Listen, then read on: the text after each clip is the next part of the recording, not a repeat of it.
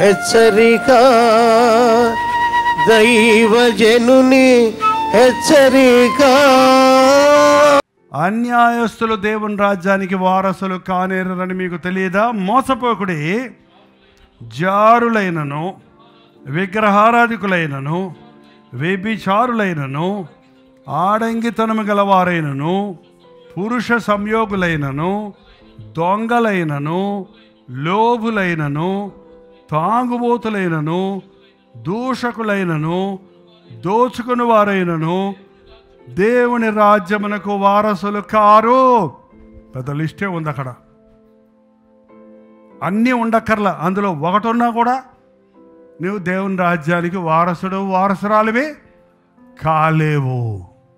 అన్యాయస్తులు దేవుని రాజ్యానికి వారసులు కారు. జారులైనను, జారులంటే ఎవరండి? జారిపోయేవారు అన్నాడంట పాస్టర్ గారు. ఎందులో జారిపోయారు?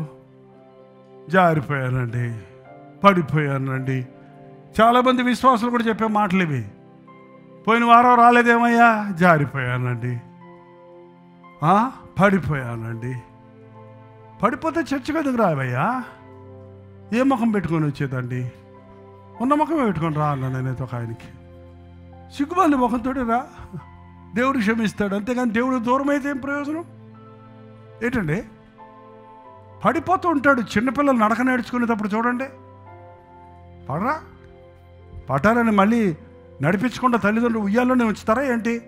పడితే పడ్డాడు, మళ్ళీ నడిపిస్తారు, చెయ్యి ఉతనిస్తారు, లేవనెత్తుతారు, ఎంకరేజ్ చేస్తారు. ప్రభు అంతే. నువ్వు పడ్డావని నిన్ను తొక్కేసేవాడు కాదు ఆయన.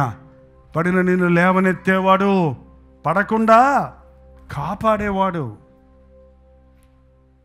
జారత్వము బైబిల్లో చెప్పబడింది ఏంటంటే, వివాహానికి ముందే ఈ శరీరేచ్ఛలు సో కామన్ అయిపోయింది ఈ రోజున. ఇంతకుముందు కాలేజ్ స్టూడెంట్స్ అని చెప్పేవాళ్ళమండి. ఇప్పుడు హై స్కూల్ స్టూడెంట్స్ లెవెల్లోనే అబ్బాయిలకు అమ్మాయిలకి ఒక విధమైన ఎఫెక్షను, శరీర కార్యాలకు చోటిస్తున్నారు. ఈ మీ సోషల్ మీడియా వచ్చిన తర్వాత చాలా ఈజీ అయిపోయింది మనుషులు షేర్ చేసుకోవటాలు, సీక్రెట్గా ఎంజాయ్ చేయటాలు, అనవసరమైన బొమ్మలు చూడటాలు, ఫోనోగ్రఫీ చూడటం, దిగంబరమైన వస్త్రహీనమైన దృశ్యాలు చూడటం, ఇవన్నీ మనుషుడి స్వాభావికంగా యవ్వనస్తులలో సెక్స్ కోరికలు అనేవి దేవుడి. Sex is not sin. Sex దేవుడే పెట్టాడు. దానికి ఒక ప్రణాళిక ఉంది, దానికి ఒక పద్ధతి ఉంది. అది వివాహ బంధం ఉంది. దాంట్లో గర్భఫలాలు ఉన్నాయి, దాంట్లో సంతానాభివృద్ధి ఉంది. అది దేవుని యొక్క ఉత్పత్తి విధానం. కానీ కేవలం శరీర ఇచ్చలు తీర్చుకోవడానికే, తుచ్చమైన ఇచ్చల కొరకే వాడుతూ మనుషుడు తన్ను తాను నాశనం చేసుకుంటూ ఇంకొకరిని నాశనం చేస్తున్నాడు. వ్యభిచారము చేయవద్దన్న మాట మీరు విన్నారు కదా. నేను మీతో చెప్పినదేమనగా, ఒక స్త్రీని మోహపు చూపుతో చూచువాడు తన హృదయంలో వ్యభిచారం చేస్తున్నాడు. ఒక అబ్బాయి అన్నాడు, మోహపు చూపులతో చాలామందిని చూసేశానండి, చూసినా కూడా వ్యభిచారం అన్నారు కాబట్టి ఆ విచారం కూడా చేసేసాడు అన్నాడు. ఏం తెలియగలండి బా. నీవు మోహపు చూపుతో చూపుల్లోనే నీ పాపం ఉందంటే ఒక శిక్ష. నువ్వు ఇంకొకరిని ఇన్వాల్వ్ చేస్తున్నావంటే, పరులు పాపంలో నువ్వు పాలిభాగస్తుడు అవుతున్నావంటే, ఇంకొక వ్యక్తిని నువ్వు పాపంలోనికి లాగుతున్నావు కాబట్టి నీకేమవుద్దప్పుడు రెండంతల శిక్ష. జాగ్రత్త, డోంట్ ఎక్స్క్యూజ్ యువర్ సెల్ఫ్స్. జారత్వము చేయువాడు కేవలము బుద్ధిశూన్యుడు. వాడు తన సొంత శరీరానికి హానికరముగా పాపము చేయుచున్నాడు. కామ సంబంధమైన మాటలు, ఆ యొక్క ద్వంద్వార్థం వచ్చే పాటలు, ఆ బెడ్రూమ్లో భార్యాభర్తల మధ్య ఉండవలసినవి ఈరోజు సినిమాల్లో, మూవీస్లో ఇవాళ ఓపెన్గా అందరికీ, చిన్నపిల్లలు పెద్ద పిల్లలు తేడా లేకుండా ప్రతి ఒక్కరికి అందుబాటులోనికి తీసుకొచ్చాడు సాతానని చెప్పొచ్చండి. బహు యాక్సెస్ ఎక్కడ చూసినా ఉన్నాయి. మరి ఎట్లాంటి కళ్ళు మూసుకొని ఉండమంటారా? మనం కొన్నిసార్లు నేను గమనిస్తుంటాను, మనం ఒక యూట్యూబ్ తీసుకొని మనం ఏదన్నా ఒక దానికోసం సర్చ్ చేస్తుంటే పక్కనే వచ్చి నిలబడద్దు. అది ఏది, ఇది మర్చిపోయి అందులోకి వెళ్ళిపోతారు. ఇందులోకి వాక్యం ఎందామని పక్కన వచ్చేందు చూస్తే అట్రాక్టివ్గా ఉంటుంది, అందులోకి వెళ్ళిపోతారు. ఆ పిక్చర్ చూడండి, తంబలైన్లో భలే పెడతారు, క్వశ్చన్ మార్కులు. అందులో ఏందో ఉంది. ఈ పండు తినొద్దు అంటే అందులో ఏందో ఉంది అని వెళ్ళింది అవ్వ. ఒట్టి పిక్చర్ అయితే మనం అంత అట్రాక్ట్ చేయదు. ఈ సౌండ్ ఎఫెక్ట్ చూసారా, మనల్ని భలేలాగా వస్తుంది బ్రెయిన్ అంతా కూడా. పిచ్చి పిచ్చి మ్యూజిక్లన్నీ, పిచ్చి పిచ్చి పాటలు, అర్థం లేని పాటలు ఏం ఎగురుతున్నారండి కుర్రోళ్ళు. ప్రభు విడిపిస్తే అది ఎప్పటికప్పటికీ విడుదల. నీతిమంతుడిగా తీరుస్తాడు. గత దోషం నీ మీద రాకుండా చేస్తాడు. ఇక నువ్వు పాపం చేయకుండా నీకు జయము ఇస్తాడు. మీలో కొంతమంది అలాంటి వారిగా ఉన్నారు. ఇంతకుముందు తాగుబోతులుగా ఉన్నారు, వ్యభిచారులుగా ఉన్నారు, లోభులుగా ఉన్నారు, మోసగాంటరుగా ఉన్నారు, జారులుగా ఉన్నారు, పనికి మాలిన లోక కార్యాలు చేసేవారిగా ఉన్నారు. కానీ అట్టివారై ఉంటేరి కానీ మన దేవుని ఆత్మయందును మీరు కడుగబడి పరిశుద్ధపరచబడి నీతిమంతులుగా తీర్చబడ్డాడు. ఏంటంటే నా వెనుక వచ్చేవాడు నాకంటే శక్తి కలిగిన వాడు. నేను నీళ్లతో బాప్తీసం ఇస్తున్నాను, ఆయన అగ్నితో బాప్తీసం ఇస్తాడండి. మనం బంగారం మురికిలో పడిపోయింది అనుకోండి, బురదలో తీసి నీళ్లతో కడిగితే బాగా వచ్చేస్తుంది. కానీ దాంట్లో ఉన్న టంకమంతా బయటికి తీయాలంటే నీళ్లతో కడిగితే పోదు. దాన్ని అగ్నిలో వేసి ఏం చేయాలి? కాల్చాలి. మనలో ఉన్న ఇవాళ చేసిన తప్పు కోసం ఒప్పుకుంటే కడగబడుతున్నాం. కానీ ఆ తప్పు చేసే బుద్ధి ఉంది చూడండి మనలో, ఆ పాప బీజం ఉంది చూడండి, ఆ పితృ పారంపర్యమైన వ్యర్థ ప్రవర్తన ఉంది చూడండి. అది పోవాలంటే మనం కన్నీటితో ఉపవాసములో దేవుని సన్నిధిలో ప్రార్థించాలి, నలగాలి, కాల్చబడాలి. పరిశుద్ధాత్ముడు మనల్ని కాల్చి పవిత్రపరుస్తాడు, మనల్ని శుద్ధి చేస్తాడు, మన దోషాలు ఒప్పింపు చేస్తాడు. మనం ఒప్పుకున్నప్పుడు మన హృదయాంతరేంద్రియాల్లో ఉన్న ఆ నీచ స్థితి నుంచి మనకు విడుదల కలుగు చేస్తాడు.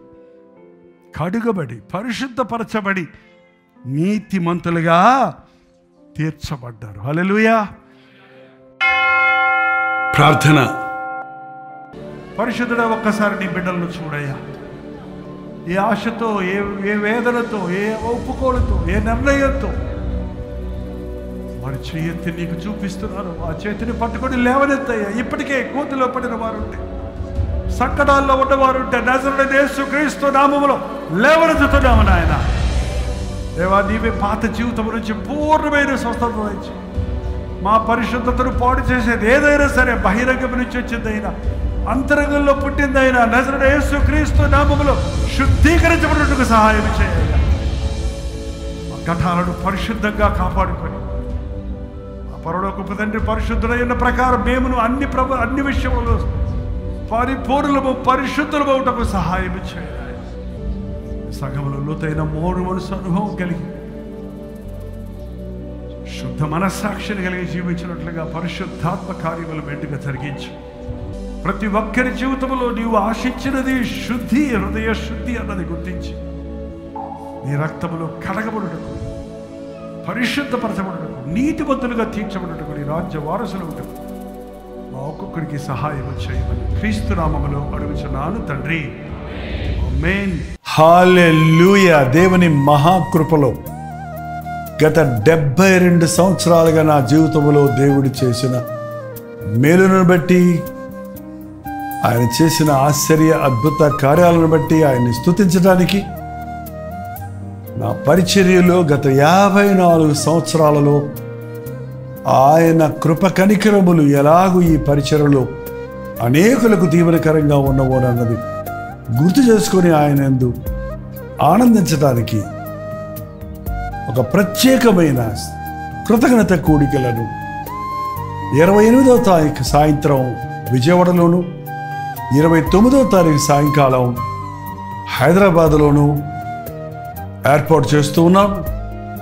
ఈ పరిచర్యల ద్వారా మేలు పొందిన మీరు మీ సాక్ష్యాలను పంచుకున్నట్లుగా, ప్రభువును మనందరం కలిసి స్తుతించి ఆరాధించినట్లుగా రాగలేని వారు రండి. ఫిబ్రవరి 28వ తారీఖు సాయంకాలం 7 గంటల నుండి విజయవాడలోని మురళీ రిసార్ట్లో, పోరంకి, నిడుమానూర్ రోడ్, విజయవాడ. మరిన్ని వివరాలు కావాలంటే 8144123456 నెంబర్కి వాట్సాప్ పంపండి, లేకపోతే కాల్ చేయండి. అలాగే హైదరాబాదులో 29వ తారీఖు సాయంకాలం 3 గంటల నుండి లార్డ్స్ చర్చ్ ఆవరణలో జరుగుతుంది. 9100090003 అనే నెంబర్కి కాల్ చేయండి లేదా వాట్సాప్ పెట్టండి. 893939393939 నెంబర్కి కూడా మీరు కాల్ చేయొచ్చు లేక వాట్సాప్ పెట్టచ్చు. రండి, ఈ స్తుతి కృతజ్ఞత కూడికలలో పాల్గొనండి. మనందరం కలిసి దేవుడు మన ఎడల చేసిన తన అద్భుత ఆశ్చర్య కార్యాలను బట్టి ఆయన్ని స్తుతించడానికి, ఆయన సేవలో నమ్మకంగా నేను అంతం వరకు బ్రతుకున్నట్టు నా కొరకు ప్రార్థించడానికి, దేవుడు చేసిన మేలులను బట్టి మనందరం ఆర్భాటం చేసి ఆయనలో ఆనందించడానికి రండి, పాల్గొనండి, ఆశీర్వదించబడండి.